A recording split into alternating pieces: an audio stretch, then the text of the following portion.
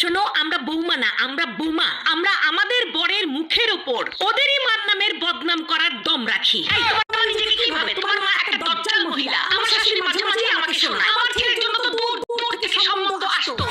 আসবেই, আশেপাশের লোকটা তো ওকে সবার চরিত্র সম্পর্কে জানতোই, তাই সাহস পেত না আপনার ঘরে বউ হয়ে আসার। তাই দূর দূর থেকে সম্বন্ধ আসতো। ননদ হচ্ছে ডিরেক্টর আর শাশুড়ি হচ্ছে অ্যাক্টর। ননদ ফোনে ফোনে ডিরেকশন দেয়, শাশুড়ি লক করে। শাশুড়ি যদি হয় পেট্রোল, ননদ হয় দেশালাই। তবে ঢোল তবলা বাদক স্বামী হয়। যার কথাই শুনবেন হাসবেন তো ওই মালটাই। প্রত্যেকটা শাশুড়ি বলবে, ও মা এটাও শিখে আসো নাই, ও মা তোমার মা এটাও শেখায় নাই। শোনেন, ওটা আমার বাবার বাড়ি, কোনো স্কুল না। আবার শিখে ফেলে দিলে এটাও বলবে, আমরা তো এরকম করি না, আমাদের তো এরকম হয় না। এটা রান্না হয়েছে, এই ছিড়ি এটাও পারো না। আরে এত সমস্যা যখন নিজে নিয়ে করেন, বৌমা বাড়িতে আসার পর দেখবেন ওরা আর কোনো কাজ করতে পারে না। তাহলে আগে এই কাজগুলো কে করতো?